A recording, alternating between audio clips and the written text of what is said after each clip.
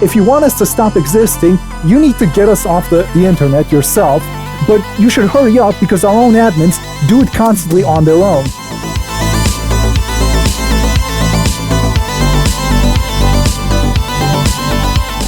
If you don't want to be made fun of on the internet for things that you do, don't do things that people will make fun of you for.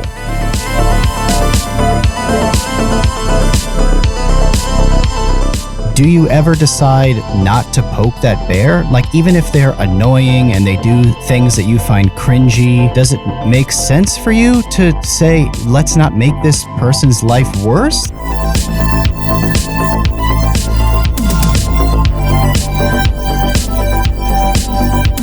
Three things in life that make me happy are horrible shit on the internet, so bad it's good content, and cute animals. I like kittens. Kittens are very cute.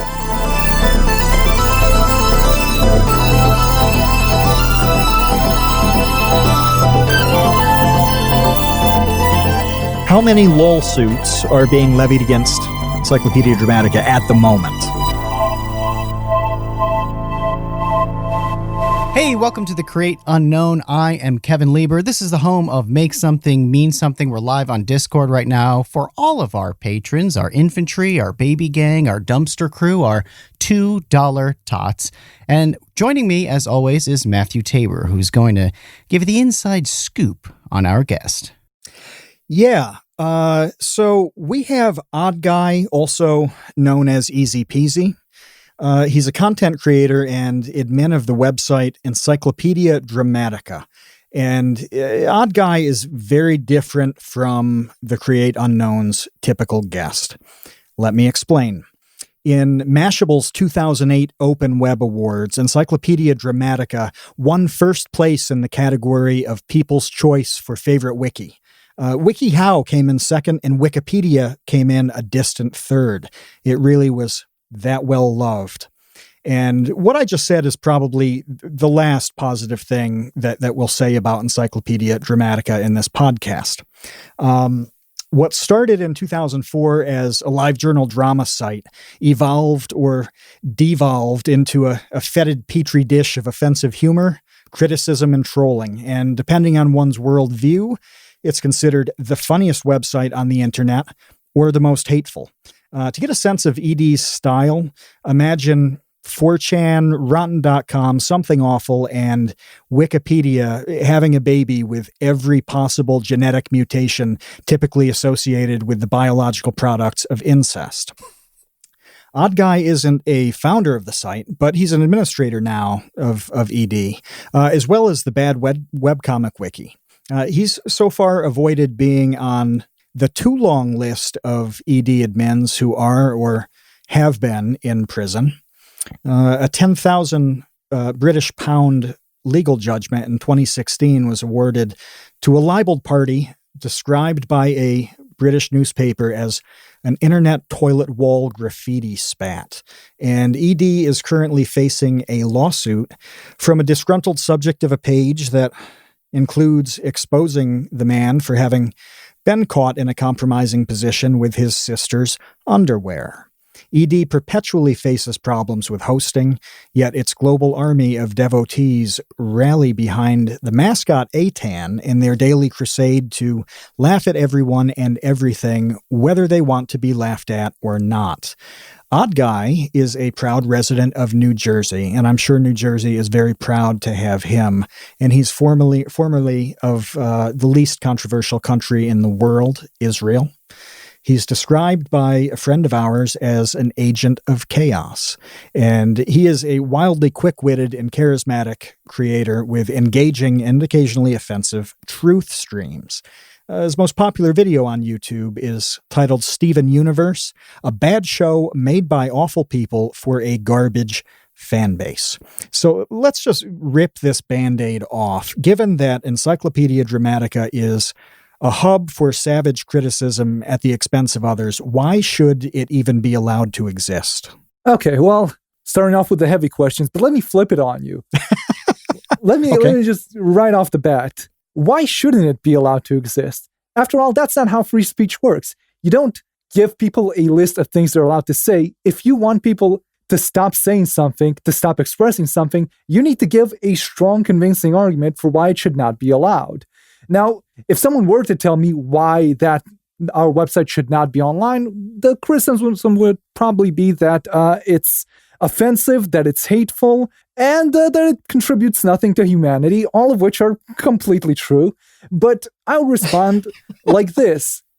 I don't care if you're offended. To the people who say that we are slandering people, this is a website which describes Adolf Hitler as a pretty cool guy. So if someone reads something about you on Encyclopedia Dramatica and he believes it, the problem is not with the site. The problem is that that person is very stupid. So I'm sorry, we take no responsibility for the bullshit on our site because it is clearly bullshit. So now, why should it be allowed to exist? Anything that can exist is allowed to exist. If you want us to stop existing, you need to get us off the internet yourself, but you should hurry up because our own admins do it constantly on their own. We have a long history of basically articles linking back to a very important article on the site called "You Can't Take Down Encyclopedia Dramatica."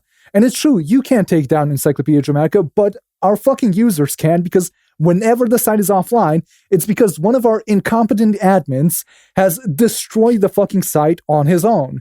So don't worry about it. If you don't like Encyclopedia Dramatica, just wait. We'll be offline again very soon. We were offline a few weeks ago. In fact, a few days before that, someone on our site found a thread that no one was looking at on the forum, posted child porn on it, and then reported the child porn to our host just to fuck with us. And this is not a guy who hates the site. This is one of our regular users doing it for fun. So don't worry about it. We will not exist for much longer if our own admins have anything to do with it. But I mean, a decade ago, you were wiped out. Oh, by the way, when did you come up in Encyclopedia Dramatica? Because I can't imagine it was 2004, was it? No, I wasn't on the site when it was first created.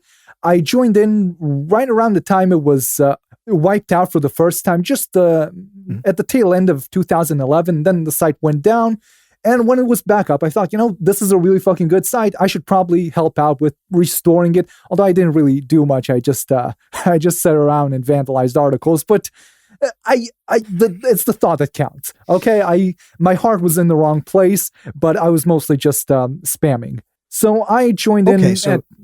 Go on. 2011. I mean, you talk about the site going down. When that happened in 2011, mirrors popped up all over because users took the site and hosted it elsewhere. So if that happened tomorrow, you say, we could flip the switch tomorrow, it could be taken down. Well, your community would pop it up in 17 different places. Well, it's not the community now so much. We supposedly should have a copy of the site and the database, but we actually don't. We continuously, every subsequent admin fucks it up somehow, and the site gets worse and worse. So the first time it went down in 2011, the owner of the site refused to give us back the server where all the images were. So we collected all the images we could, and then the site, I'm not going to go through every admin. Maybe I'll go through it a little later because it's pretty funny. But at some point a year ago, one of our admins who was running who owned the site at that point, who told us he is a security expert, allowed it to crash. And in the entire time that he was admin, he did not make any new backups. And then he disappeared. So then we got the backup again, and we restored the site, and then the new site admin went to jail, and then we had to restore the site again, even though the last conversation we had with him before he got arrested was that he told us that it's really bad that only one person has a database, a copy of the site, and you should probably give it to the rest of us in case something happens. And then the week after that, something happened, and he was arrested. I'm still not sure what he was arrested for. We've had similar problems with Vsauce, where the channels go down because Michael and Jake and Kevin get arrested for various things. Nobody has the password for the channels. yeah, I know. I sympathize with your plight fully. So we've talked about just generally what the site is here. Hold on. But I'll actually let me hold on. Let me just give you an actual rundown of our of the chain of custody of the site thus far. Okay. Okay? The site was created in 2004. Then in 2011, the owner got sick of constantly being harassed and saw how much money Know Your Meme was making. So she decided she's going to make the site a clone of Know Your Meme. Instead of letting her do that, people just remade the site in its entirety and then vandalized the new site that she created. The site ran again for 7 years. The site ran for a few months, being owned by one of the members of LulzSec until he went to jail. Then the site defaulted to the new admin, who for 7 years ran it, but also stole money from the site to buy heroin. Eventually, he was about to sell.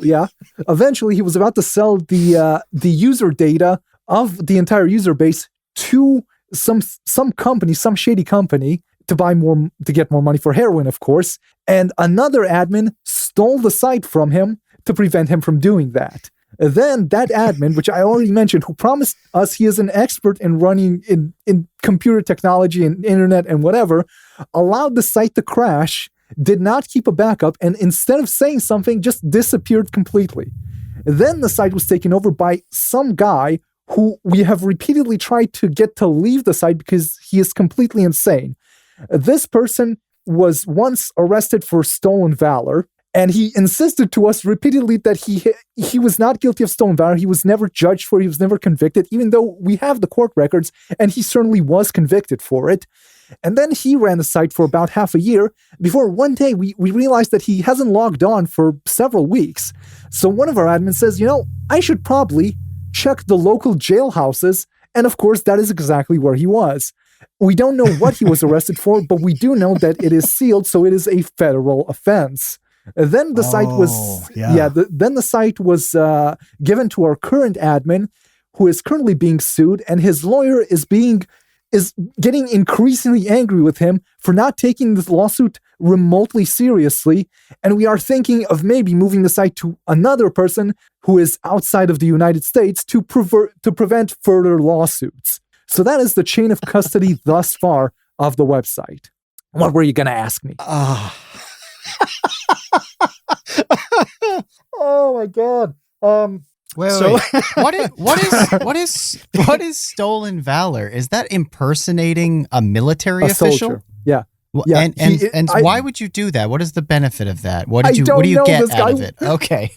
This guy was constantly committing crime. Listen, this guy was constantly committing crimes nonstop. And we believe that the thing he ended up getting arrested for, that is one of the speculations, although that might be something he was arrested for in the past, was that he was hired by a company to do their security, and then they fired him. So what he did was he hacked that company and tricked them into thinking it was someone else so that they would hire him back to protect them from himself. And eventually they realized what he was doing and sued him.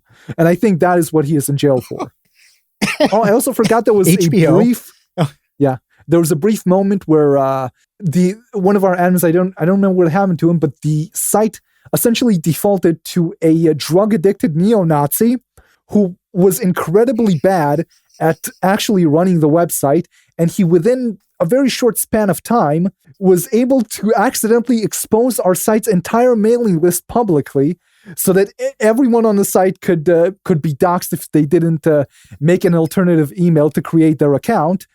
And then when another person stepped in and took the site away from him, he tried to hack the account of the new admin, and then he got banned, and then he started crying and threatened to commit suicide. So our site is run by the best people, only the cream of the crop, of course. Nothing but the best for Encyclopedia Dramatica, I assure you. By the way, for the people who are going to listen to this next week on audio, you are missing out on one of the best, if not the best, video feeds ever in the live chat. As Kevin's listening to this story, he looks like a child in a doctor's office knowing he's about to get the most painful shot of his life. I'm gonna tell you, I told this to you earlier. I have been spending so much time on these fucking websites that I don't even notice when I say like various slurs, not necessarily racial. I have a large repertoire, I promise you, of various slurs against various people. But I have been on several podcasts over the last few weeks, just laughing at the lawsuit that we'll talk about soon. And I realized while I was doing that I'm constantly saying a variety of things that I will not repeat, but I will probably accidentally repeat. You just get the audio guy to bleep it out, or you will get banned. And that's the kind of thing that you miss when you're not watching the live show. You know, we can only beep after the fact. So we have a sense of the ethos around Encyclopedia Dramatica, right? But let's take a look at a specific article so that people can understand exactly what's going on. Kevin, would you like to read the entry for Vsauce2? Yes, I have printed out my entry. I am on the website, and Vsauce2's entry goes like this. Hold on, before you do that, just remember to hover over the hyperlinks and see where they lead, because that's the best comedy is located there. Yes. Oh, well, I just have it printed out, so if anybody's listening at home and they can pull up the website, then feel free to check out the hyperlinks. Are you looking at the Vsauce or the Vsauce2 here? So we're reading the Vsauce2 paragraph, right? Yeah. Yeah, okay. The Vsauce page has main Vsauce, then 2, 3, and the rest. I have my eyes on it right now. Go ahead. All right. Well, here is my reading of my entry. Vsauce2 is one of the 3 adaptations of Vsauce. The host of this account is Kevin Lieber, a mechanophile that pretentiously waves... We actually have an article about mechanophile. It leads to mechanophile. I didn't know that this was an actual article. Okay, go on. Okay, a mechanophile... since we paused on mechanophile, I just want to read what that is on the article. Go ahead. Yeah, mechanophilia is a mental disorder of the type paraphilia described as a sexual attraction to inanimate objects, mainly machines, hence the name. It develops during the late anal period, 5 to 7 years old, and is much more common among girls. So, Kevin, the mechanophile, you're a girl. Continue. Go ahead. All right. That said, a mechanophile that pretentiously waves his arms around for no apparent reason. His, in quotes, in quotation marks, so air quotes, his content is solely dedicated to steal other people's videos, and that is also hyperlinked. So I don't know what steal other people's videos Let's see where that leads goes. you to. That goes to Ray William Johnson. Okay. So I'm okay. To steal other people's videos and monetize them so he can afford to buy a razor to shave his ugly mustache. So obviously I have not been able to do that good of a job monetizing the videos, as the ugly mustache, unfortunately remains. What does mustache hyperlink to? Let's see. An article on mustache. Ooh. Yeah, which I imagine has the fantastic ones. No, that article goes to pedophilia. Oh, there's a reroute. Yeah, that's a redirect, huh? Okay. Yes, because all pedophiles have a very similar mustache to yours, Kevin. Just pointing that out. There you go. All right, moving on. The videos contains... There are so many typos on here. It's so ridiculous. Yeah, the we don't spell videos check. contains 6 different shows. What does 6 different shows hyperlink to? What? What? W-U-T what? Yeah. We're just confused by why you have 6 different shows. Okay. Some examples are Mind Blow, showcases nothing but upcoming robots helping crippled people or useless inventions in the making. FAQ Crippled just goes to crippled. Okay. Go on. FAQ conveys misinformation about specific subjects, and a recent series of videos that are similar from Vsauce's videos, except for the fact that Kevin has no idea of what he is talking about. So as you can see, the site is written often by angry 13-year-olds, and we never spell check what they're writing. Anyone can write anything, and they usually do. They will write anything, but never correctly. And there seems to be also angry 13-year-olds who are not always native English speakers as well. Yeah, unfortunately. Well, I get a lot of shit when I write about my copious typos throughout the articles. I get a lot of shit for that. So yeah, as far as Encyclopedia Dramatica articles go, though, that one's not bad at all. That's pretty tame. Very tame. Yeah. Very tame. We're still waiting for you to, I don't know, get exposed for murdering a hooker or something. That's when the article begins to shine. That's when it blossoms. This is like a placeholder for when you turn out to be a serial killer.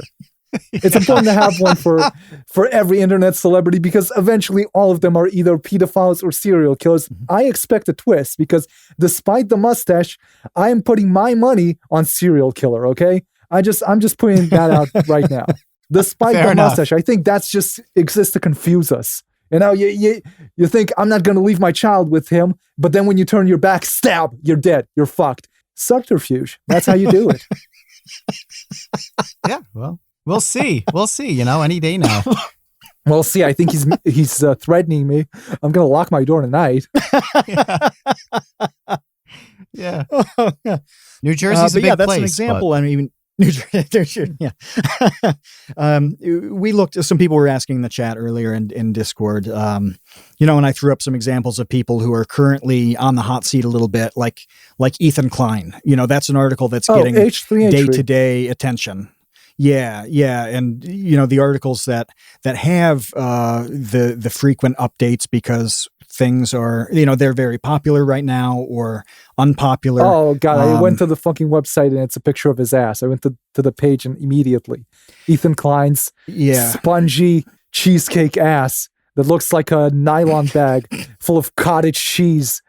God damn it. Ethan, fuck you. You look like a worm. Okay. You look like something out of a Cronenberg movie.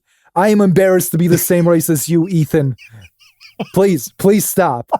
Everything you are doing, stop. I don't care what it is. Stop making videos. Stop eating. Stop breathing. Okay? You are a disgrace to my nation. Anyways, I expect to see you at the Sabbath dinner. Mom misses you, Ethan. So how did you rise up? How did you rise up the ranks on this? Was it you sticking around long enough and other people kind of dropping out, or what? Well, there isn't really an official way to rise up the ranks. If you are on the site long enough and you are not completely brain damaged, one of the other admins will turn you into an admin so that hopefully you can stop the site from falling apart. There is no official system. I remember one time, some girl got very angry at our website for writing an article about us, and her plan to get the article removed was to nominate herself for an admin and wait for the Encyclopedia Dramatica admin elections. And we had to explain to her that there are no admin elections. That is not how that works. And even if it did, you can't delete your own article.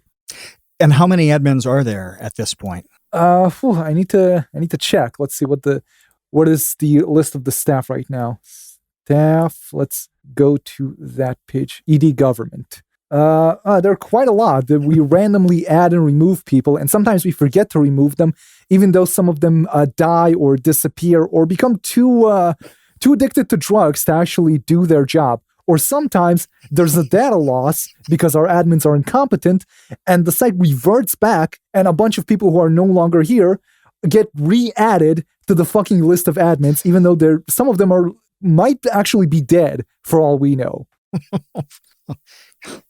It happens. We have had several users randomly die. We had one user commit a school shooting. Did I tell you about that one? Oh no. Yeah, we had again another situation that all the educational channels on YouTube, like, we deal with this stuff weekly. Did you ever hear about William Atcherson? I don't know that name. Kevin, do you know it? No. He was the kid who shot up a high school, and his rampage was stopped by a old woman with a couch. This was, I think, back in 2018. And by the way, this is not the first website when he was a user of both our website and Kiwi Farms. And the funny thing is that the users on the site, they didn't know specifically that he was going to commit a school shooting. But after he shot up the school, several people told me that they were so sure he would eventually go on a mass shooting. They had been keeping a file on him for 2 years, waiting for this moment to happen.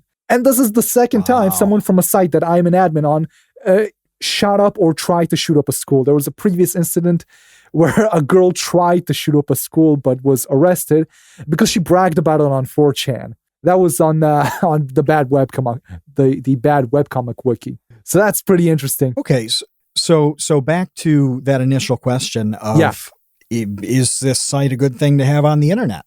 Well, we didn't cause him to shoot is up. there any You know what? role? Listen, that's a good question, and I don't get this question a lot, but I hear this question asked a lot of people about different things online, and I don't believe that these websites cause people to, I don't know, go shoot up schools or anything. I think that mentally ill people will eventually, sooner or later, will find something to radicalize them to the point that they shoot someone up.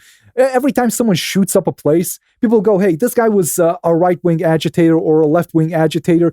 And when you actually look at their political beliefs, it's always something completely stupid and self-contradictory. Like last week, those 4 guys tried to kidnap a governor, and then there was immediately the fight over whether they are right-wing or left-wing. But when you look at their fucking beliefs, one of them was an anarchist who went to a Black Lives rally and had a Confederate flag on his fucking truck. So these people do not have a consistent, coherent belief system. They shoot up schools because they're fucking insane. I remember one of the funniest news stories I ever heard was one guy, this was an actual headline, a former neo-Nazi who converted to Islam kills his roommate for insulting Allah. These are the people you are thinking about. There is nothing I can do to cause someone to shoot up a school. All I can do is watch them and think to myself, this guy is probably going to shoot up a school, which is exactly what we did. There was nothing we could call the police about. We're going to tell him, this guy's literally retarded. You should probably get someone to check in on him. He didn't commit a crime, although he was friends on Discord with another school shooter. So that's pretty interesting. Yeah, you can't do anything about if you want to really do something, listen, if you want to do something, invest more. If you want to do something, invest more in mental health, reopen the state institutions instead of sending all the crazy people out to the street, because this problem really started when JFK was president, and he just completely changed the way that mental health is handled. And basically what that meant is that all state institutions were closed and all the inpatients became outpatients. But the reason they were inpatients is because their family didn't want them, so they all went out into the street. If you don't invest in mental health, and if you don't have state institutions taking care of the crazy homeless people and checking in on them, they're going to commit crimes. That's the issue. A website isn't what's going to cause it. A website is just the thing where they will talk about it before they do it. This reminds me of the argument back in the 80s, and here's going to be another boomer moment. But in the 80s and early 90s, music, video games cause violence, but the science never backs that up. But time and time again, when they try to research Metallica, yeah. Metallica got heat, and this is in what is the documentary series about the Robin Hood Hills murders? Somebody in the chat, Kino's got it. He's typing already. Should probably look at the chat. I can't think of the name. So Metallica, the prosecution was like, these are satanic kids and they were influenced by Metallica and whatever. And this was really common in terms of trying to censor music and restrict music in the 80s. Mm-hmm. But what would happen if there were no Metallica? Let's say it is true, and it wasn't true at all that they were mm-hmm. driven to murder by Black Sabbath and Metallica. Yeah. But let's say it were. What happens if there's no Metallica? What? They just wouldn't ever listen to music? No, they would listen to a different band. If they are mentally ill, they would find something else to radicalize themselves. Listen, I do a stream once a week with my friend Viz, and we just look at conspiracy websites. And the shit we find is insane. And the first thing we found, and I will forever be... These are the truth streams, right? Yeah, the truth streams. And the first thing we found, which is why we started the stream show, was... And I will never forget One Ordinary Gamer, because my internet didn't work, and it took me like 2 months until we could do the stream, and by that time, he already did an episode about this guy. But it is a guy who believes that the IRS kidnapped his wife, put her into a coma so they can harvest her organs, and then did 9/11 using a kite. The shit that you will find on these websites is insane. There is nothing you can do to keep crazy people from concocting a completely idiotic conspiracy theory and then acting on it, or not acting on it, just ranting about it endlessly. They just need a trigger, but you cannot get rid of every single trigger. Listen, the Slenderman fucking what do you call it? It's a microfiction or a meme. Several Copy kids pasta thing. Several kids murdered or tried to murder someone because of it. So what are you going to do? Are you going to ban horror stories? Are you going to ban microfiction? Are you going to ban creepypasta? No, you just have the kids have the parents watch the kids. If you have crazy people, have a state institution to put them in, or have some sort of, I don't know, social worker check in on them, something, give them some medication. But what are you going to do? Are you going to ban all art? Put everyone in a blank room with nothing on the wall so that they can't get any ideas in their head that they can evolve into a reason to kill a random person? No, you can't do that. Art is art. You can't really do anything about it. And crazy people are crazy. That's why do they is. come to you? That's the question. They don't then. So they exist. That's fine. But how do they end up in the Encyclopedia Dramatica community or the Kiwi Farms community or wherever it is? Why do they end up in those places at a higher clip? That really depends on what you mean when you say they. If you're talking about school shooters, I don't think our site has some sort of abnormal number of school shooters. We have some fucking fucked up people, but if you put it into the broad category of anyone who's fucked up, yeah, we attract a lot of fucked up people, but we did not attract a significant number of school shooters.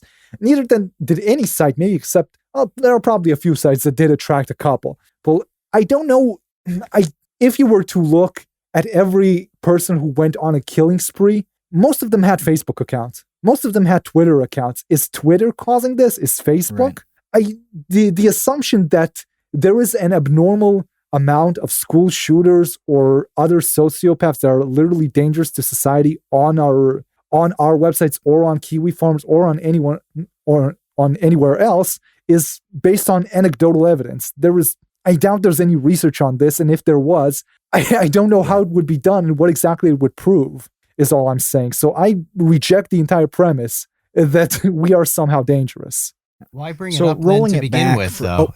Like, what? Why bring it up? You're the one who brought it up. We didn't bring it up. Because it's funny. Why is this? Because it is extremely funny. I find it absolutely hilarious that this fucking kid... it's definitely not. It's not funny at all. It's horrible. What's funny about it? It's funny to me. That's... I'll tell you, because he got stopped by a couch, I guess. That's the funny part. He was extremely angry. He was very edgy online.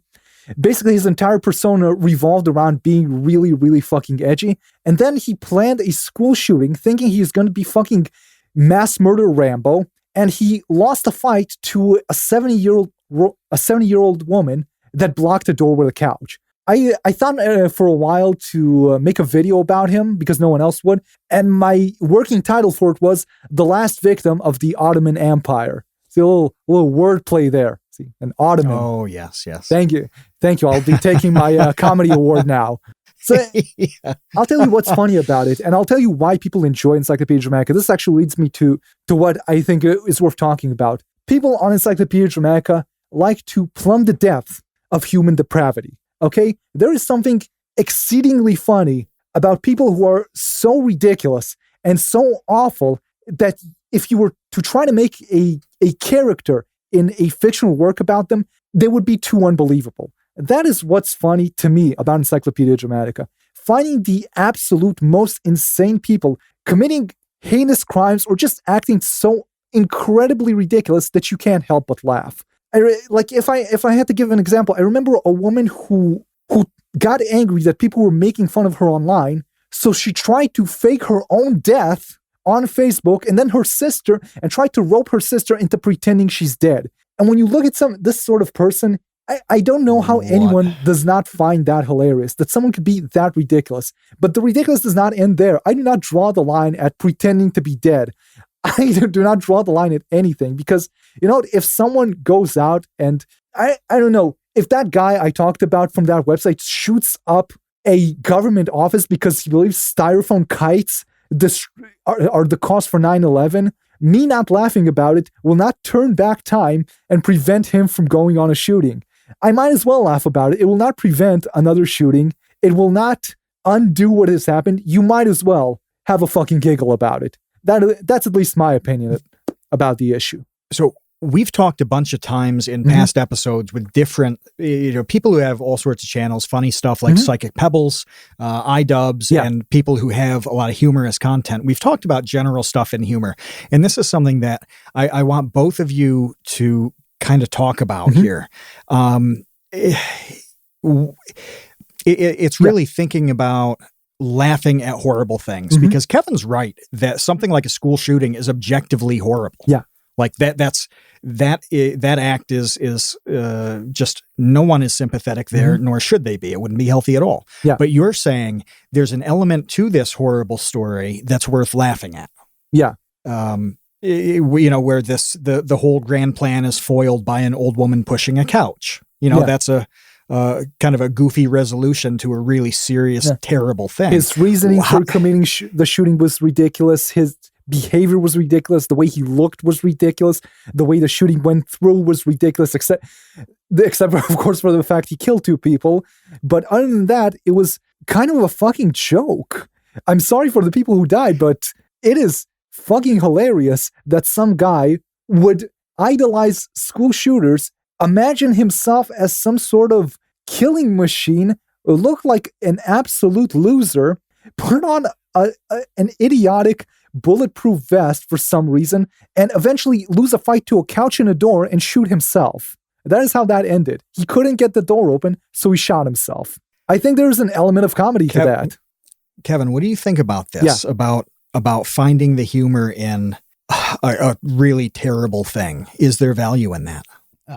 To me, not when there are innocent victims involved. Like if this guy did this thing and there were nobody else was involved and got harmed along the way, then yeah, sure. Then it would be kind of like a silly, funny situation where the person who engaged in that behavior, brought it upon themselves or whatever, and you don't really have a ton of sympathy for that. And I do understand that. But when there are like random people involved and caught in the crossfire whose families' lives are forever ruined by this like horrendous tragedy, I don't find that funny. And I would just move on to the 70,000 other things that are funny every day that don't involve murder victims.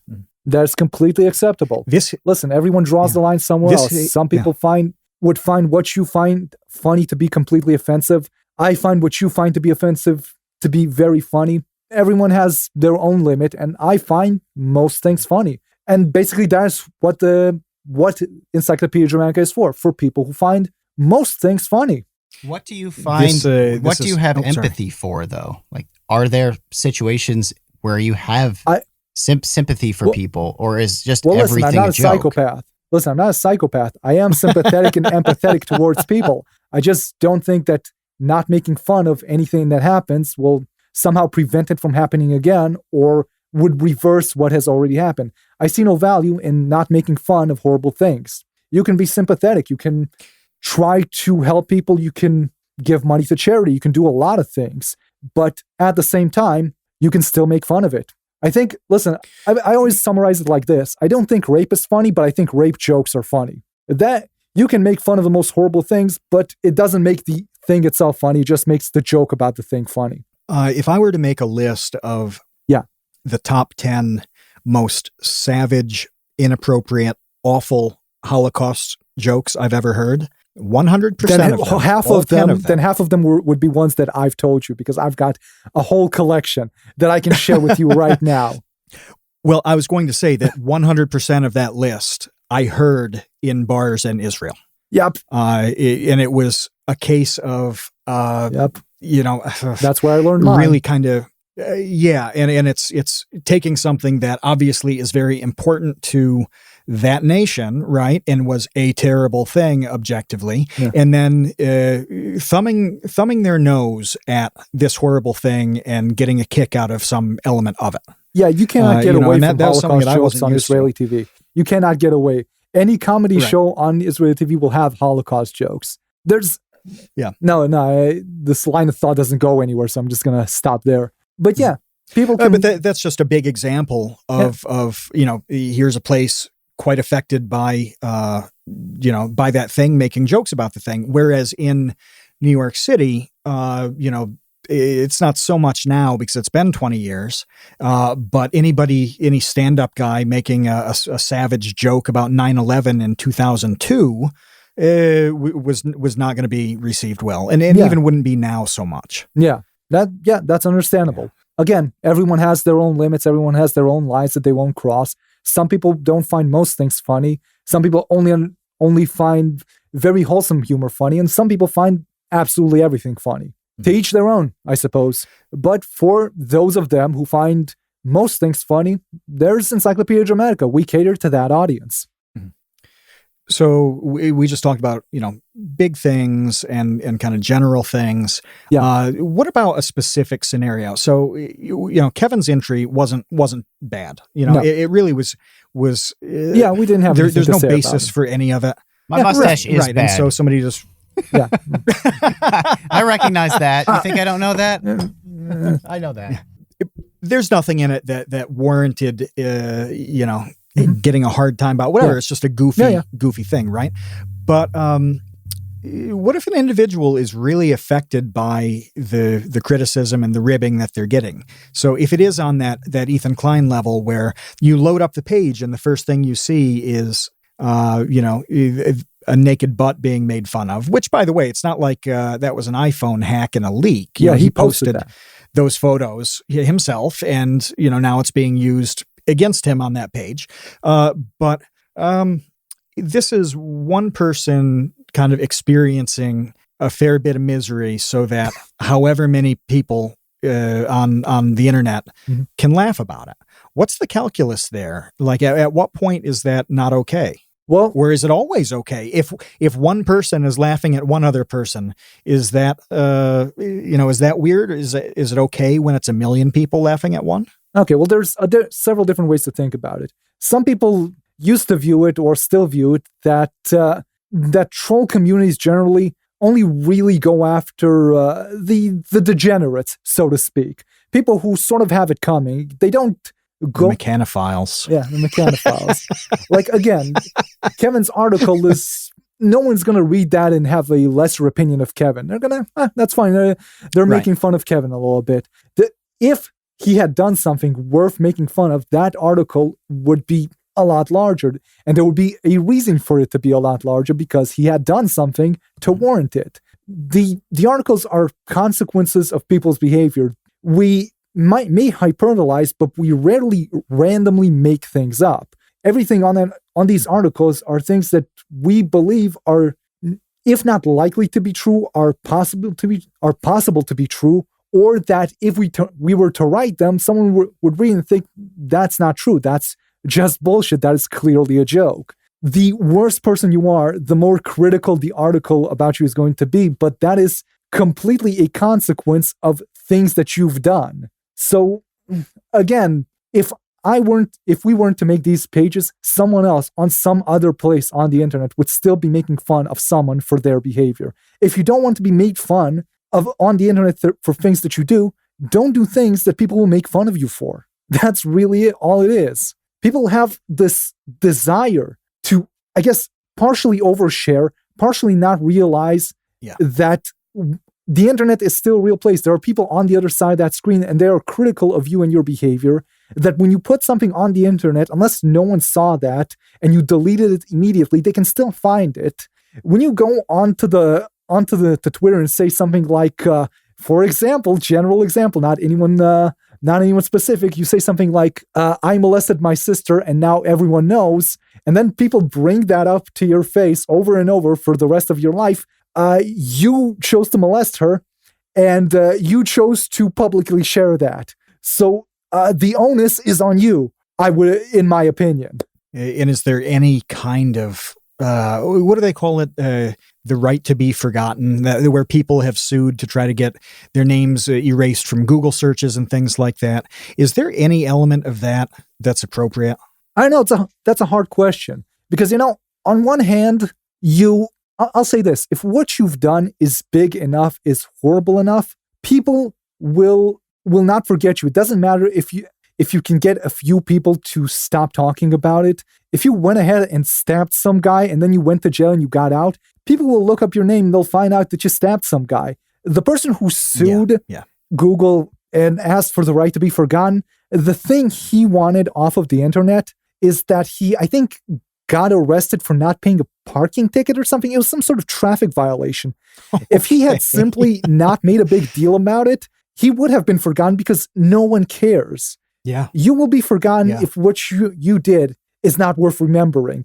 You will not be able to silence every single person. Is that the Streisand effect? That is the Streisand effect. Is that what they call it? By the way, Streisand effect is trending on Twitter right now because of the Biden thing. And that's a great example because I'm not going to get into details so your podcast doesn't get banned, but a political article was posted on the New York Times, and both Twitter and Facebook are trying to delete it from existence. Oh yeah, under the auspices of a variety of excuses. But that is the only thing on my timeline. I cannot get away from it. I was not even going to read the article. I just retweeted it without looking at it. And I kept seeing it so fucking much that I ended up saying, okay, I heard a weird sound. Greg had to come back. Okay. Yeah. So that I ended up saying, okay, fuck it. If I'm going to keep seeing this on my timeline, at least I should read it. If there wasn't this big of a controversy, I would have never even bothered to look at it. The more you try to get rid of something, unless you have an unbelievable amount of power, or unless that is something that virtually no one cares about, you will not be able to make it go away. The only thing you'll do is draw more attention to it. The best thing you can do when people make fun of you is not to acknowledge it. Do not bring it up. Do not go on Twitter and make vague posts about, hey, some guy wrote something about me on the internet, because if you write that, people who follow you on Twitter will go out and look and try to find what is it that someone said about you. If you had never mentioned it, no one would know that there is something to look for. If you're getting made fun on the internet, if what you've done isn't so bad and you want to be forgotten and you're being made fun of on the internet, don't acknowledge it. Don't make a big deal about it. And if it's really not a big deal, people will leave it alone. Compressing the two things that you've said here, the first one is that if you're getting roasted for something you've said or done, it's on you. Mm-hmm. And if it's not a big deal, just don't make a big deal about it and people will forget. Right. And then if that does happen, kind of play dead on it. Yeah. Is your best strategy. Exactly. Right? Yeah. Is there anything? Yeah. No, go on.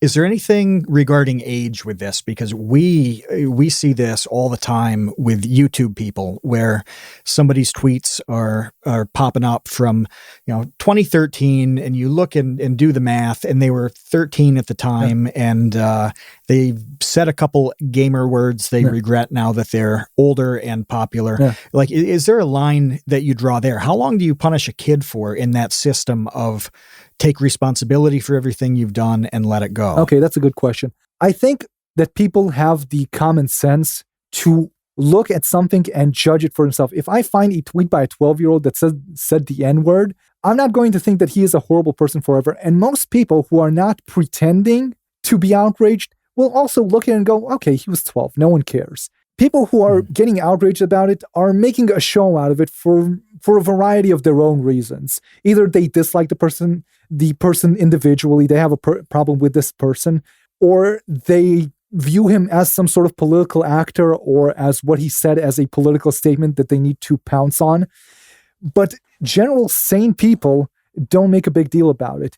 And one of the reasons that people get so screwed over by this is that whenever these things pop up, they immediately capitulate. And that is never conducive to improving your situation. When people come at you in bad faith to attack you for something that is not a big deal, apologizing for it will only encourage them to continue to harass you. If you've really done nothing wrong, if you truly believe it, or if you've done something wrong a very long time ago, then just say, okay, listen, I was 15. I'm sorry, it was a mistake, and just leave it alone. Do not continue apologizing over and over.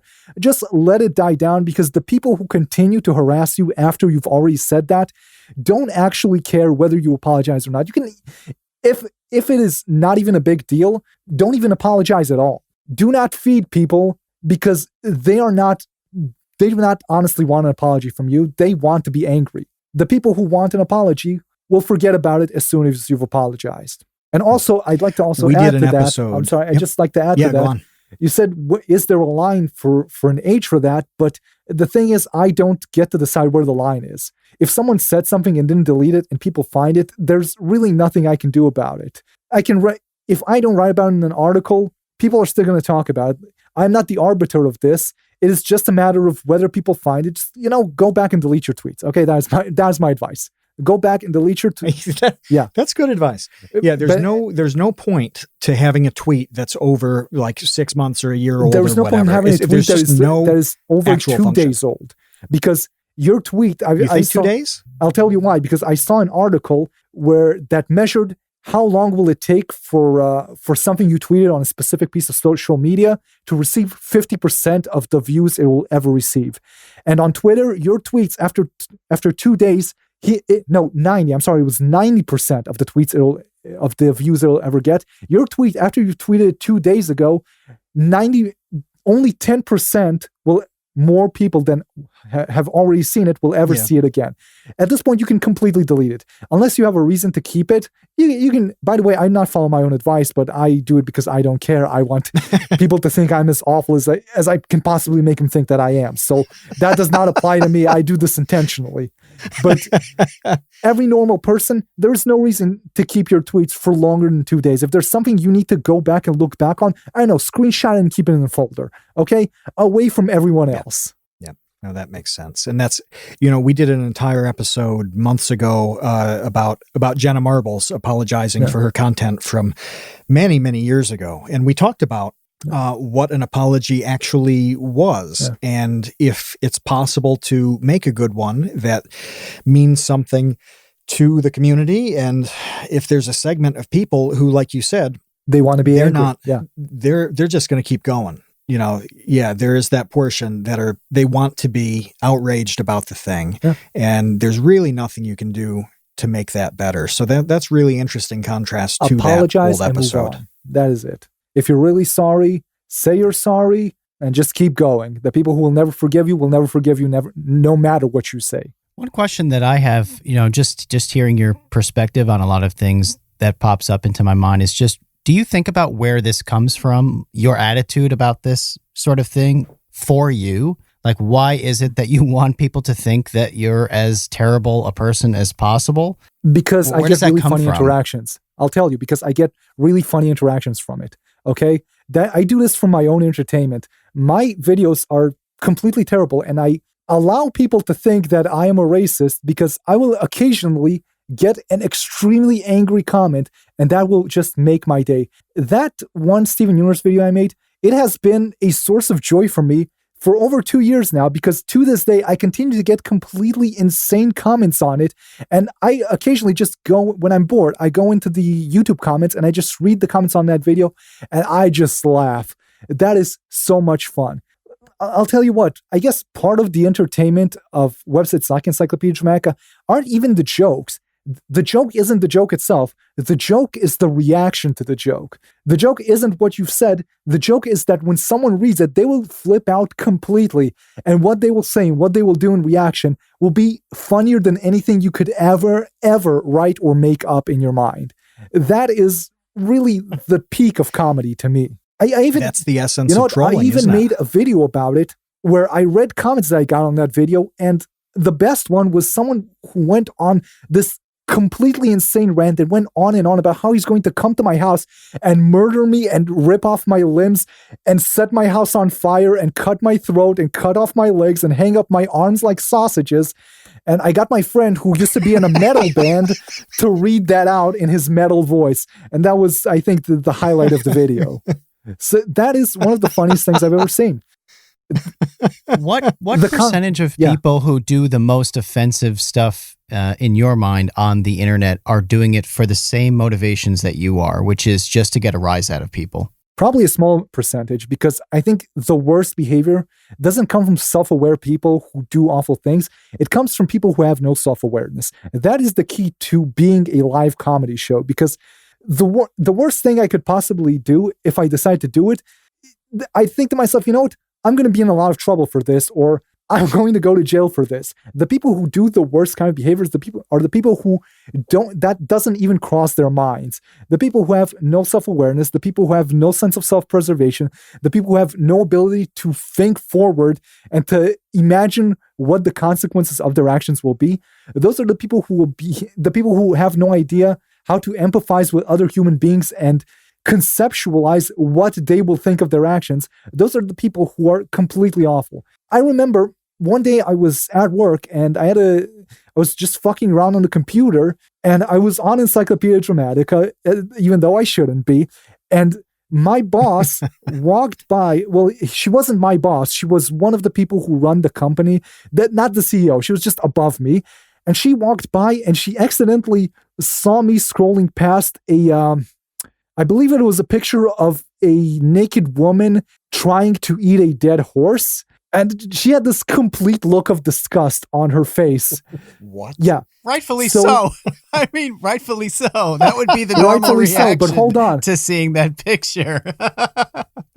Hold on, but that is not the point of the story. But several minutes later, I need her for something, and I call her on the phone, and she picks up, and she's like, I'm like, listen, I need you to come here. I need something from you. And she's like, I'll be there in a few minutes. I'm on the toilet. I'm taking a shit. Like, and then I just hear this. You see, the worst behavior that I am capable of, that she is disgusted by, she is considerably worse than I am, and she is not even aware of it. The worst people aren't the people who do this intentionally. The worst people are people who have no idea that what they're doing is wrong, because that is what allows them to behave the way they. Yes. She 15 minutes. Yeah, 15 minutes after she looked at me in complete horror because I was looking innocuously at a dead horse being eaten by a naked woman, which I do not regret at all. That is completely normal behavior. I would use the word innocuously for that. Innocently, okay? Innocently. For that behavior. Very innocently, looking at a picture of a woman eating a dead horse. She was talking to me while shitting on the toilet. That's not normal behavior. If you're on the toilet and you have to pick up, you're like, yeah, I'm busy right now. I'll be back in a few minutes. You don't need to tell me that you're taking a shit. Okay? So, oh my God. So that is my my argument for why the worst people are the people who are completely have no self-awareness. Oh God. How do you you make episode outlines, with some topics that you want to talk about, questions you want to ask. Yeah, and then it just it works for pretty much everybody but you.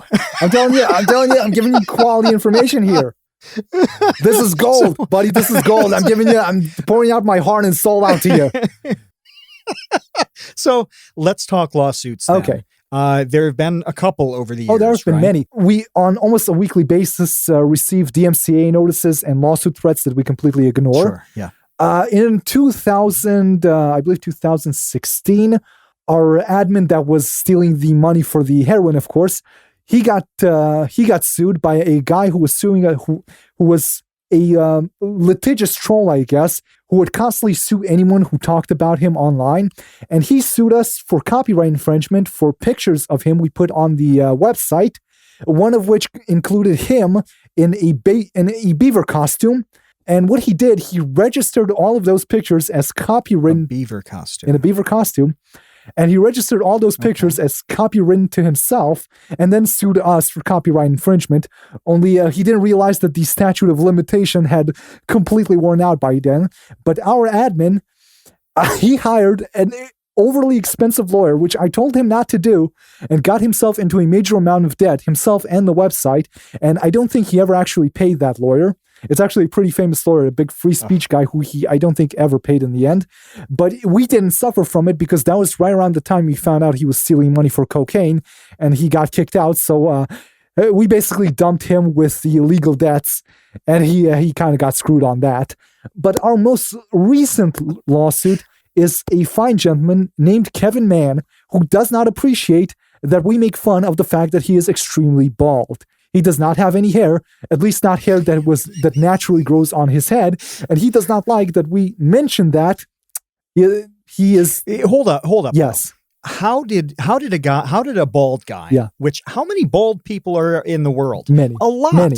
A whole lot of people are very bald and balding. Yes. There are balding people talking into this microphone right now. Not me. So how did this one guy, and it is not you, and it's not Kevin. So how did this one guy even get on anybody's radar? This is the interesting part. All? I was just about to get to that.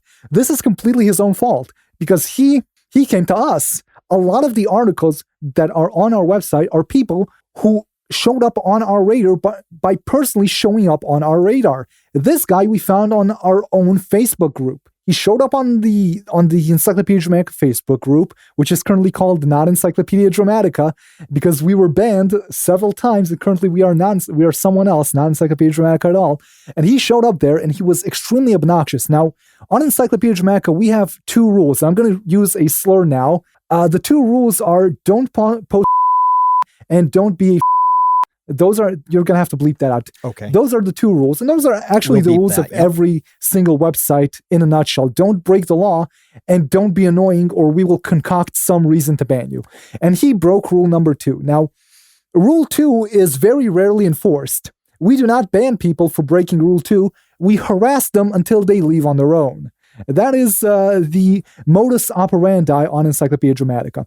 So he was extremely obnoxious, so of course he got doxxed. And when he got doxxed, we found out that he is very obsessive about being called bald, and that he once posted a lengthy story about how his mom caught him jerking off naked in their living room with his sister's panties.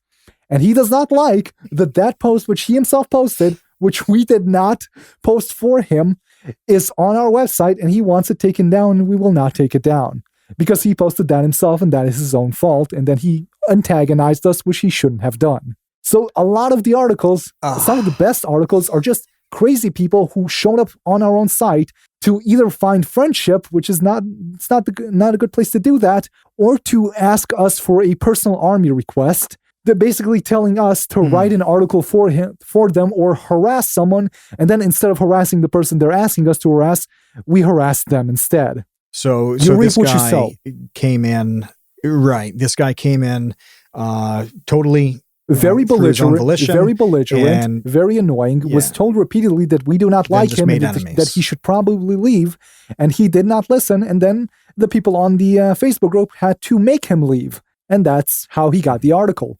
And he has his own YouTube channel where he talks about bodybuilding and being bald. I'm sorry, about not being bald, about how much not bald he is. He is very not bald, as he's very adamant about that he's not bald. So would you just call it baldy building then?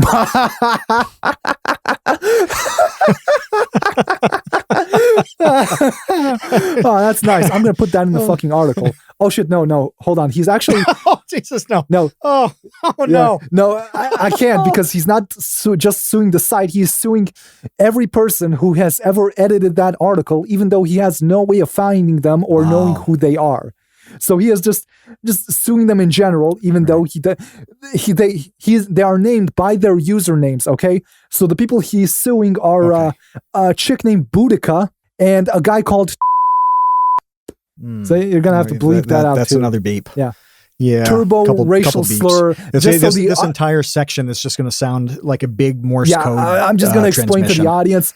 The name of the user is Turbo Racial Slur directed at Asian people. That is the person who is being sued. Yeah.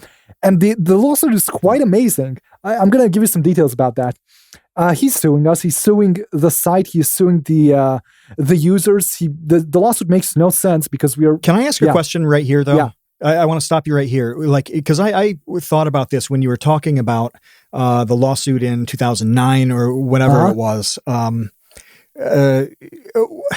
What entity is actually being served with lawsuits in these cases? Like, is it just whoever the domain is registered to, or what? Because whoever they can find that they can assume owns the site. Okay. So the de facto owner... So they make a guess about ownership. Yeah, it's not that difficult to find. Like, the admins don't really try to hide it. Someone will eventually dox you and threaten you and try to sue you. When you run this kind of site, you invite this sort of interaction with people. You're not going to run Encyclopedia Dramatica and not have people harass you. Although for a long while, we convinced people that there is an imaginary person called Joseph Evers who runs the site and gives us money. And for a very long time, people would try to dox and to sue the imaginary Joseph Evers, the billionaire who funds Encyclopedia Dramatica, who does not exist. So that was pretty fun. So they either sue the owner of the site or they sue the specific person who edited the things on the site that they are. That's actually the person you should sue. You can't sue the site because we're protected under Section 230. So this is all user-generated content. So they sue. Again. So one time, one of our admins, I told this story on the Dick Show too. Our admin got sued alongside one of the admins of Kiwi Farms. And of course, they didn't bother to show up in court, and he won, and they owe him $10,000, and they're just not going to pay him. He has no way of collecting that money, so it's kind of futile. Also, lawsuits against Encyclopedia Dramatica are basically harassment lawsuits. It's what would be called a SLAP, a strategic litigation against public participation, harassing people with lawsuits to get them to shut up about you. So to get back to the story, this lawsuit is kind of amazing. It is horribly written. It contains various sections from the article which do not correspond to the thing that they are trying to prove, for which they are quoting the article. So he just basically quoted a bunch of insults that we directed to him that prove nothing. It just proves that we're making fun of him. And the amazing thing is that his lawyer is the head of the State Bar of Nevada. So we have no idea how this was written so incompetently. We assume one of the State Bar of Nevada's interns wrote this. But yeah, basically he's suing us. It's kind of ridiculous. Our admin is, I think, going to sue him back because apparently, let's not get into it. But he did something that allows us to sue him back for suing him. Sure. So hopefully he'll do that, because that will be our admin bases what he's going to do entirely on what would be funnier. He's not trying not to win, not to lose. He's just fucking around. His first plan was basically can be summed up in three words: contempt of court, where he was going to have us all communally write an article to send back to the court, and just have everyone write whatever they want. And that article very quickly ended up containing a picture of Ethan Ralph's gun. If you know who that is and well, it's some of you might know. It's a graphic picture of recent infamy. Yes, that's a good description. Yes. So eventually, that's the best I can do on the spot. So the choices were either that or suing him back, and eventually he decided to sue him back, and he's spending his own money just to sue this guy back, just to fuck with him. He doesn't care. He's completely psychotic, and so is everyone who has ever run this site. He's just doing this for fun. He doesn't give a shit. I have a question about all of this. Yeah. Mm-hmm. Oh, yeah. And that is, if you attract these people who are in some way emotionally, mentally maladjusted or unstable, do you ever decide not to poke that bear? Like, even if they're annoying and they do things that you find cringy, does it make sense for you to say, let's not make this person's life worse? Like, why would you make it worse for them? Do you think about that? Or you? Yeah. Or you? Like, if you know somebody is going to turn into a massive hassle for you at a point. Let me tell you the big secret. Just not worth it. Let me give away the game. If you're nice, we sometimes just delete the article. That is just, no one ever tries that tactic. Almost no one politely comes to us and tells us, listen, this article is complete garbage. I haven't done anything to anyone. Just delete it. And when they do, we often just remove the article. And when we remove the article, this is the kicker. When we remove the article, these people gloat about it and we put the article back. I remember there was this one article, this completely insane woman, when for a brief moment of time was able to stop being awful and obnoxious and go to our admin and tell him, listen, I just, please delete the article. I didn't do anything to anyone. I'm just weird. I'm a harmless person. So, and this was a very funny article, but he felt sorry for her and he deleted the article. And immediately after deleting the article, she went on whatever social media she was using and began gloating about how she tricked us and how stupid we are and how she hates us and doesn't give a fuck about us and how we can all go to hell, and laughing about us for deleting the article. So we immediately put the article back up, and she continued to harass us about it for 4 years. And that is basically the story of every time we try to be nice to someone and delete their article. They either gloat about the article being deleted and try and act awful about it, or do something so much worse that we have to put the article back. The admin that used to steal money for cocaine, if you were a good-looking woman or if you bribed him, he would delete your article. He would not only would he let people bribe him. At one point, some of the admins say that they think he would actually extort people. So we're glad he's gone. But apparently he allegedly extorted people because, of course, he needed more money for drugs. And I forgot where I was going with this story. Oh, right. So one time, one Twitch streamer with really large boobs convinced him, I don't even remember who that was, convinced him to delete an article about one of her friends. And after he deleted it, a few months later, that guy turned out to be a pedophile, and we had to put the article right back up. All she had to do was ask nicely and, of course, have big tits. And we just deleted it, and he made it worse for himself by diddling kids. Yeah. So it sounds like, So a lot of the times there's an article about somebody. That person is... I'm not saying there's something to have an article about. We're not making their lives worse. They are actively, constantly making their own lives worse. We are just one of the aspects in which they have chosen to make their lives worse over and over again. These are people who repeatedly fuck themselves over. Our articles are a minuscule addition to the complete catastrophe that they make of their own lives. Or it is just retribution for their behavior. If you diddle kids, it's okay for people online to say, hey, this guy diddles kids. Again, my opinion. Is all of this worth it? Because, I mean, you've packed more crazy stuff into the tale of Encyclopedia Dramatica than I think we've had in like 60 some episodes put together. Like this, the fact that you have to refer to differentiate admins by like, this is the admin who is stealing cocaine. He was not stealing cocaine. We do not have cocaine to steal. Money for cocaine. Stealing money. Do not suggest we have cocaine. Encyclopedia Dramatica does not have its own cocaine, even though we have several articles claiming that we do, by the way. We have an actual very well-known article called Hookers and Blow, and we often refer to, often say that all money that is donated to us goes towards Hookers and Blow. Okay, so keep going with your question. With the lawsuits and the daily problems with people and the never-ending stuff. Yeah, because like when you were just talking about that woman, you said, well, then it went on for 4 years. Yeah. I had people threaten to kill me. One person. I had people threaten to kill me. Over that situation or a different one? No, a different one. Well, that one also several times said she'd kill me, but I didn't take that. I didn't think she would actually try. But there were a couple of people who were very, very adamant that they would try to kill me, but they never attempted it. But they probably, when they said it, they meant it. But is it worth it? Well, first of all, yeah, the person you need to ask is not me because I don't own the site. To me, it isn't worth it. At one point, even before the current admin took over, someone offered me the site, and I told him, listen, I'm busy with making videos. I like going to the gym. I have a job. It isn't worth the hassle. Like, sure. For me, I enjoy the site, but I have gotten so used to it constantly being almost taken down that I can't even feel bad for it. Like every time it goes down, I'm like, oh, okay, well, Encyclopedia Dramatica is dead for forever this time. And then it comes back and then I'm, oh, cool, the site's back. Okay, so I'm just going to keep using it. So for me, it's not worth it because I'm already accepted the fact that the site needs to disappear. Nothing lasts forever. And I even suggested that last year we had the site's 15th anniversary, and I suggested, let's just shut it down on the 15th anniversary.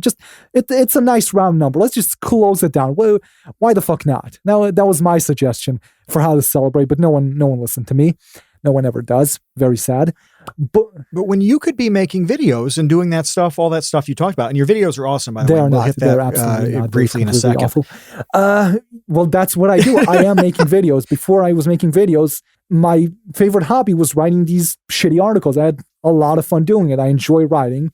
And I told myself, writing is fun. Why not try making videos? That sounds like...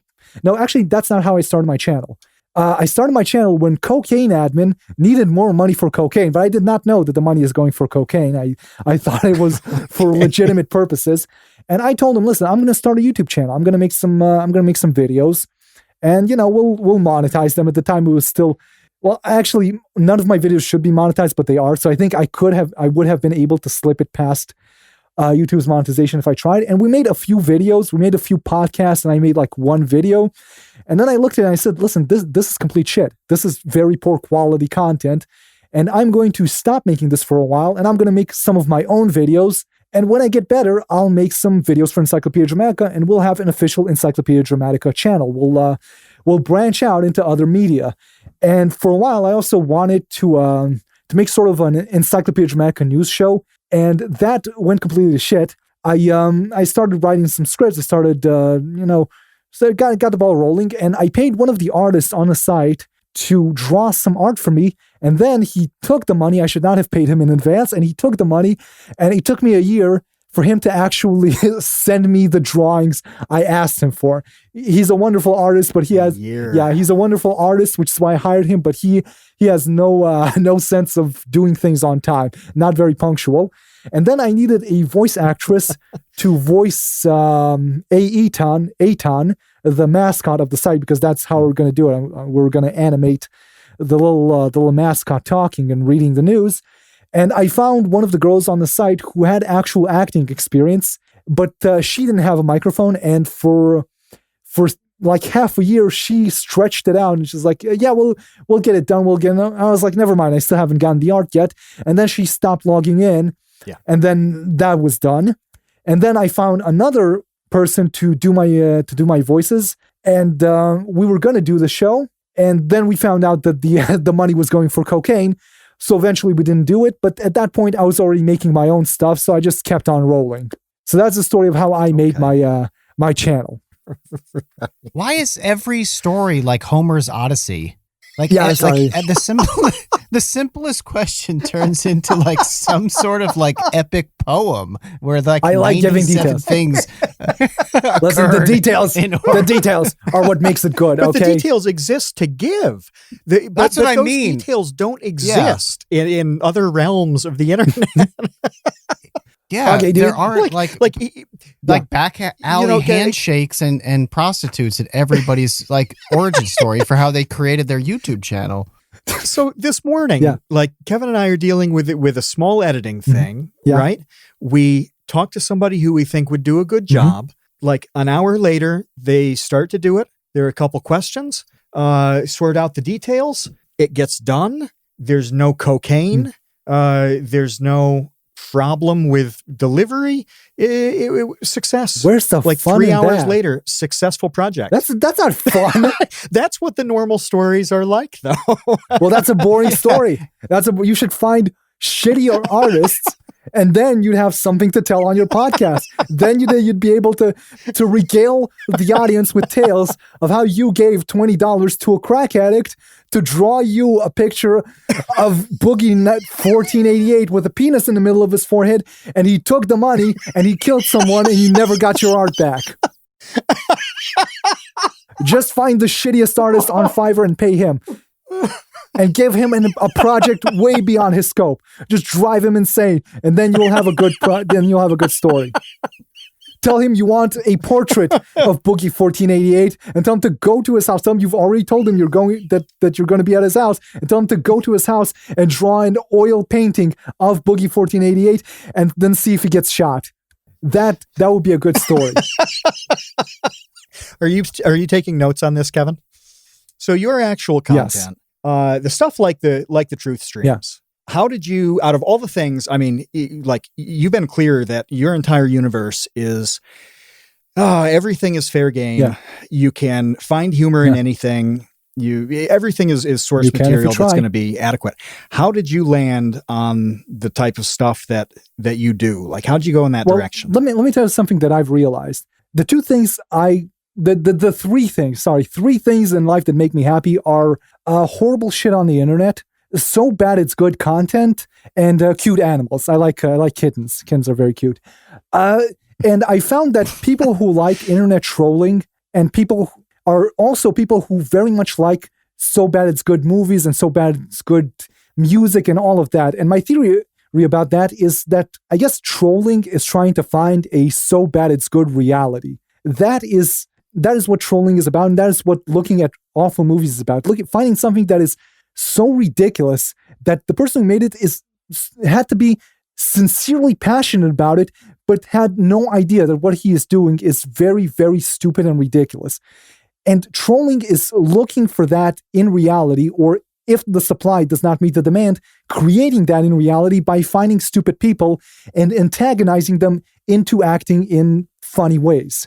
And in fact, my original content on my YouTube channel, if you go back all the way back, was making reviews of things that are so bad they're good, because there is no So Bad It's Good channel on all of YouTube. People are hyper specialized on mostly movies. Like you can't, if you enjoy all sorts of So Bad It's Good content, then you've got nowhere to go. You have to go to like 10 different channels to look for good stuff, and a lot of shit just falls through the cracks. Like, who's gonna review So Bad It's Good webcomics or So Bad It's Good porn or whatever it is? So I decided to make a channel about that. And my truth streams, I'll just give some background on what I actually do on the truth streams. Me and my friend Viz, we find conspiracy sites. We find sites that belong to people I assume are insane or just very, very dumb, and we read their ridiculous conspiracy theories about reality, and that is about what they believe is going on in the world. And that is another good example of So Bad It's Good reality. And we started... Like what kind of conspiracies do you find? Well, let me tell you. The first thing we found, and this is my co-host found this, and this is how we started doing these streams. She was looking for some sort of picture online, and instead of looking for Google, she went and looked for it on DuckDuckGo. And she tells me, if you want to find insane websites, just look for anything on DuckDuckGo, go to the image search, and just scroll all the way to the bottom and start scrolling back up and looking for insane pictures, and you will find the sort of shit that Google hides from you because it's completely stupid and awful. That is how you find the things that Google has completely removed from the search results, okay? So, hold on. So as she's looking for something, she finds this website that looks like a prank. It looks like it was made on GeoCities in 2008 or earlier. It's bright yellow. The text is red. It's filled with these weird pictures. And she starts reading it, and she realizes everything is in all caps. And it's a guy who believes that there is a satanic cult that controls the IRS, and that the IRS kidnaps people, puts them in a coma, and steals their internal organs. And the site, the funniest thing about the site is that it's completely impossible to navigate because there are no links. There is a front page and you can't go anywhere. And if you look for pictures, you'll find the link to a different part of the website that is impossible to find by looking at the front page. And then you will find just a list of hundreds of links that it doesn't say what the links are, just dots, and every dot leads to a different place on the website. And some of them are more ranting, some of them are ranting about the Rothschilds, some of them are conspiracy videos, some of them are are Tupac videos that are linked from YouTube. That person believes that 9/11 was done with styrofoam kites. He sells kites. He drives. Right. He drives around the city, and what I like to call the conspiracy mobile, which is a car which has a giant styrofoam kite on it and various nonsensical writings written around it. It looks like the car was designed by Alex Jones. And then from there, we just kept finding more and more shit. We found a guy that believes that he is the king of targeted individuals. Targeted individuals are people who think that the government is sending spies to harass them and to annoy them for no apparent reason. This guy believes that the government is shooting microwave beams into his head to cause him rashes. And we found him because he posted a tweet where he has his head down like this. The people can't see, but his head is like this, and he's like, and the text says, "The government shot a microwave beam into the base of my neck, and I can't lift my head anymore." this sort of shit. And you start going down the rabbit hole and you find more and more websites. We found a guy who gives you instructions on how to make a hat made out of lead to protect yourself from microwave beams. So there's no shortage of this stuff. There's no end. You only have to look. There's no end to people like this. And so this is our kind of last question. Then we'll hit the patron. They have some questions. Okay. The patrons do. We got a few rapid fires on there, but there's no end to any of this stuff. There's no they're never not going to be people embarrassing themselves on the internet, people acting inappropriately on the internet. So if that's not going to end, is it ever going to end for you? Are you going to be 81 years old? Streaming about these people and laughing at something like Encyclopedia Dramatica. Look, I don't know what I'm going to do when I'm 81 years old, but I can tell you this. I don't think I will ever stop finding funny things funny, okay? I'm still going to be 80 and think that dumb shit is very, very entertaining. I don't know if I'll still be doing this as a hobby because, I feel like, let me tell you something. I feel like I'm the cocaine admin. I feel like I'm like, horrible internet shit is my cocaine because as time goes on, I need a bigger and bigger dose for me to find something funny. If at this point, if no one died, not funny enough. Okay. I need at least 3 bodies still warm for me to find any entertainment. I'm like a junkie chasing his next high. And I always need a bigger fix because the things I used to find crazy and insane a few years ago are just normal to me. I am so used to the insane, crazy shit that it barely even gets a rise out of me anymore. I need something so stupid for it to still be funny to me. But I am forever going to be trying to make myself laugh, or at least laughing when I come across something that is sufficiently stupid for me to find it entertaining. That's it. I think that sums up a lot that we've talked about, that it's one big build that never ends until it bursts for somebody, whether it's the person who kind of loses it over something they've done, or the admin who loses it with their judgment in their personal life or whatever, or at some point maybe it bursts for you. Who knows why. I'll say one more thing. I'm sorry. I'll say one more thing. The forum is awful. Come to our forum. We promise not to dox you unless you're really annoying. The forum is, the IRC is also like that, and actually the wiki is too, but basically when there's nothing to do, when there's no one to harass, the users of the forum harass each other. And it's like Highlanders. It will continue until there is only one user on the forum left. Only the strong survive. We constantly whittle down the weak and stupid users, and only the most annoying and fucking psychotic remain on the site, all the psychopaths, and it will continue until there's only 2 of them left, and one of them manages to scare away the other. And that will be the end of Encyclopedia Dramatica, when someone wins an Encyclopedia Dramatica. And it's going to be me. I'm not leaving.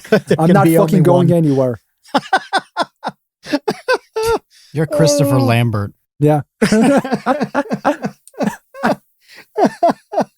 Well, it's better than being his daughter, I guess. I picked the successful role here.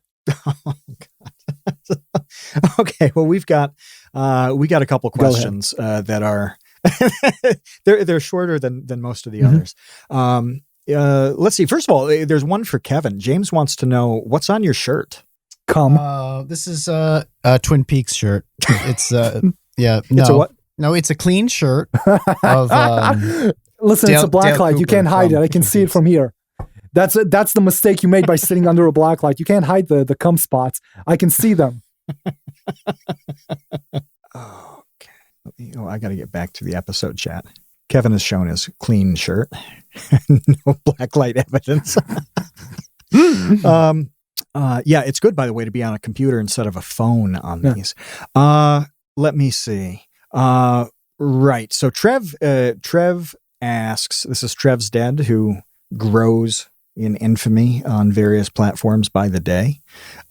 He's got a broad question about the future of Encyclopedia Dramatica, but generally edgy humor and content on the internet. And we've talked a lot with so many different people about the broad crackdowns and the heavier-handed terms of service, not just on monetization, but on the ability to even do a thing and have it hosted. Where do you see this going? Okay, well, there's a couple of aspects to this. First of all, I think that as long as there's an audience, unless you can crack down on absolutely everything, there is going to be someone who produces content as long as there's someone to consume the content.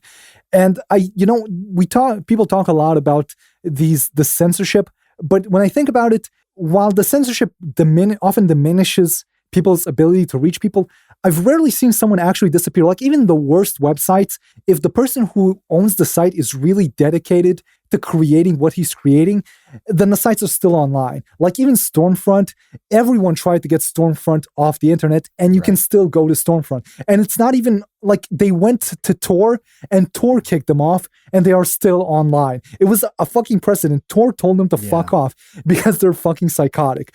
By the way, the guy who runs the site used to be one of the admins of Encyclopedia Dramatica. That's kind of a funny connection. But if you really want to watch something, and if a lot of people really want to watch something and someone wants to make that something and he really wants people to see it, they'll find a way to make it. And the fewer places there are to get that content, the more they will consolidate around the few places where they can. So the few edgy comedians and right-wing content that manages to survive becomes pretty fucking successful. Like Tucker Carlson has the most successful show on television, I think, because it's the only place to get Tucker Carlson's opinion. Anyone else has been harassed, has been fucked over. But because he's the only one to go to, everyone goes to him and he gets more powerful and more successful. And so I think that's part of the issue. As for the censorship thing in more broad strokes, it's kind of an issue because what I'm seeing now mostly is sort of an arms race between people who make edgy content and then people who want to take it down. So let's say you want to make some content that is inappropriate. So you put it on a website, you get banned. You put it on another website, you get banned from there. So you decide to make your own website and you're not bothering anyone, but people still simply can't accept that you're making this content. So they try to get your hosting service removed. Okay, so now you have no website. So now a lot of troll sites have started making their own hosting services to maintain their websites. So when that doesn't work, people will go to the people who do your DDoS mitigation, to what's it called? Well, the company, the company that God, I can't believe I forgot their name, but they will rarely ban anyone. But recently they're trying to have I think they did an IPO, so they want to keep it clean. So that's how they banned Stormfront.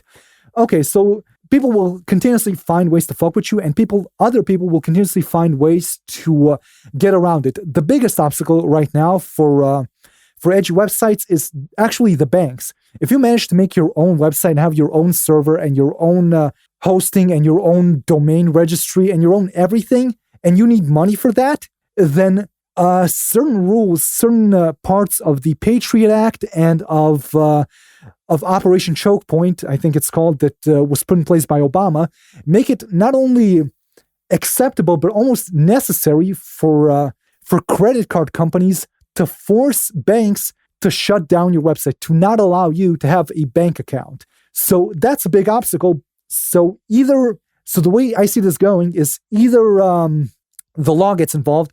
The law usually gets involved when these companies go too far, like they're trying to reform or maybe completely ban the Section 230, which is a huge mistake. But the only reason that's happening is because Twitter got a little too big for its britches and decided to attack Trump directly. So, of course, he's going to fuck with him back. So these laws will take a long time to change because the law is always about a decade behind the new technology. But maybe eventually they'll change. Yeah. Hopefully they'll change for the better, but probably they'll change for the worse because the boomers always fuck it up. And when the boomers die, then whoever replaces them will fuck it up. But in the meantime, until some legal action is taken, and there are several directions you can go from this, and there are several aspects of this that need changes to the law, then the best solution is a free market solution. But there is no free market because the banks are involved and they'll fuck with you.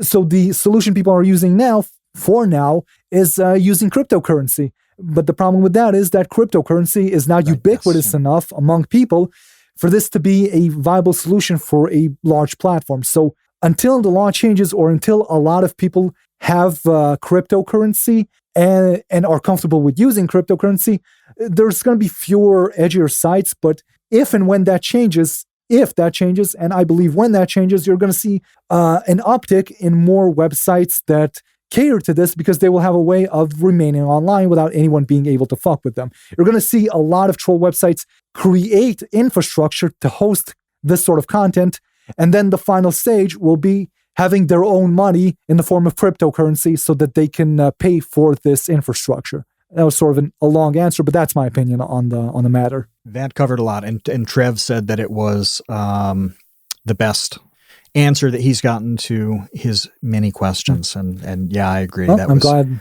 complete and awesome. This one's simpler. This one is simpler. It's from Chinchilla. Why does Encyclopedia Dramatica look like it wants to give me a virus? Okay, first of all, we no longer give viruses, but when Cocaine admin was running the site to make money, he filled the site with tons and tons and tons of malware ads. And if you look up Nick Rekieta, Encyclopedia Dramatica, you will find a beautiful video when Nick Rekieta tried to access the site during a stream, and it completely fucking flipped out his virus protection, and it shut down his fucking, you won't believe this. He's watching it, and suddenly you see a red light flash on his face, and you hear virus alert, virus alert, virus alert, and he's like freaking out. What is this doing? Why won't it work? And then the stream died. But since we have some new admins, the virus ads are gone. The reason the site looks like it wants to give you a virus is because our current admin has no taste. He wants everything to look not just retro, but to look like shit. And he changed the entire site to permanent night mode. And I don't know how to change it back. So everything is black and everything looks like shit. And he will not listen to us when we tell him that it looks like shit. And we tell him, he laughs at us. And there's nothing we can do about it. But we will not give you a virus, at least for now. Okay. So I need to say something about this. Before you joined, in the 5-10 minutes when we were trying to get set up and all that stuff, we were hanging out. Chinchilla pops that question in the episode chat. And I thought, well, I know exactly why this is the case. Like, it's really simple. They don't have a lot of money. Like, you've got to keep things bare bones to keep the server costs down, make the site serve quickly. Well, yeah, and I thought that too. It preserves that original aesthetic. So that's what I think the answer is. And I explicitly said to Chinchilla, like, I think I know what this is about, and I'm really interested to see if I'm right about it. So then I ask the question, and you lead with, well, we no longer give viruses to our users. I'll say this: the site looks like that on purpose. Okay, the wiki software is pretty updated. But I think the admins intentionally keep it looking old. We could make it look more like Wikipedia looks right now, but I think they like it the way it looks. Okay. Well, we've got a couple quick hits from Kino. The first one is, are you going to make a series out of the PragerU videos? I'll tell you about the PragerU videos. All of my videos right now, this is the secret about my channel. I made it for the So Bad It's Good stuff, and then my videos were so fucking bad that I felt like I was wasting quality content on shitty videos. So I decided I'm not going to make these anymore. I'm going to keep making videos about other stuff until I am good at making videos. And when I am good at making videos, I'm going to make the videos I actually want to make, which is more So Bad It's Good content. And so since then, I've been making just random shit, whatever I feel like, just whatever pops into my head. And the PragerU videos, I thought to myself, I'm not getting better at this. My videos are still garbage. So what I'm going to do, I'm going to watch a bunch of tutorials and I'm going to read a bunch of instruction books, and then I'm going to incorporate basically everything I find into a horrible, awful YouTube poop. And then as I was doing it, I completely overshot the purpose of a YouTube poop, and I ended up trying to make it look like it's an actual PragerU video. Like, I'm trying to hide the seams so people think to themselves at first, wait a minute, is this a real video that I'd never seen before? And then it becomes very quickly obvious that it is not. But it is going to be a series because I've watched so many of these videos, and they're so hard to fucking make that that I can't make it all in one video, and I can't include everything in one video. And I have so many little clips of Dennis Prager saying dumb shit that can be taken out of context that I can't just dump it. I have to make more videos out of this. So for the next long while, for the foreseeable future, I'll be making more of these videos. And the next video is called, the working title is Dennis Prager Teaches You How to Destroy the United States Government with Cum. And that is actually what the video is about. It's going to be a great video. So it's high-end content. Real good quality content. Good. Stop asking me about cartoon videos I'm not making. I'll make one more video about Steven Universe. This is not a cartoon channel for the last time. How many lawsuits are being levied against Encyclopedia Dramatica at the moment? Is it just the one, or do you have that really depends a number of the that others? Really depends on how you define levied, because if you count just random lawsuit threats, we get these about once a week. We used to have a page where we would respond flippant. We would post the lawsuit threats we would get, and then we would respond to them flippantly and just leave that on the page. Like, I remember one specific email ends with the words, I have repeatedly asked you to remove this page, and you have responded with mockery and refusal. And the response to that was, haha, no. But we mostly ignore the lawsuits because almost no one actually goes through with it. Like, the people we make fun of, they're not known for making good life choices. Most of them do not have the money to sue us. Most of them do not have the understanding of the basic things that they would need to do to even begin a lawsuit. So we're not really concerned. Once in a blue moon, someone actually goes ahead with it, and the lawsuits that we are sued with are completely ridiculous. Like the one that's being levied against us now is, I'm not going to say it has no chance of succeeding, but it has the chances of it succeeding hinge entirely on either our lawyer being very bad or the judge being very sympathetic to this guy and just deciding to basically find some legal argument to give him a break, to get him to win this lawsuit because he feels so. Possible. Yeah, you never know what the judge is going to do. That very well may happen. Yeah, there's your interpretation of the law. There's the correct interpretation of the law, and then there's the judge's interpretation of the law. You never know what the judge is going to do. Even when you're right, the judge can find some excuse for why you're wrong. So actual lawsuits, one. Lawsuit threads, more than we can actually count. Okay, that makes sense. The last question before a little bit of a prompt is when are you going to go to prison? And I want to add on to that question. What's it going to be for? Well, if I'm going to go to prison, it's not going to be for something that I did on the internet, because most people I harass are in other countries. I would need to do something to someone in Israel, or to do something to someone in the US or another country who is extremely rich and in New Jersey, who is extremely rich and extremely petty and would spend a lot of time and a lot of money to pursue this.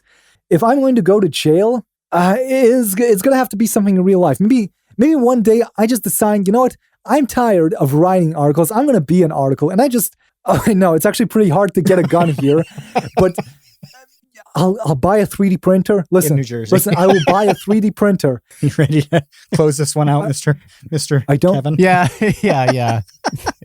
Thank you, Oddguy, for joining us. Thank you to all of our patrons for hanging out with us in the Discord here. If you'd like to become a patron, go to patreon.com/thecreateunknown. You can become a $2 tot. You can become part of the dumpster crew, the infantry, the baby gang. You get to join us every Wednesday because TCU is TC me and you on Wednesdays. Nice.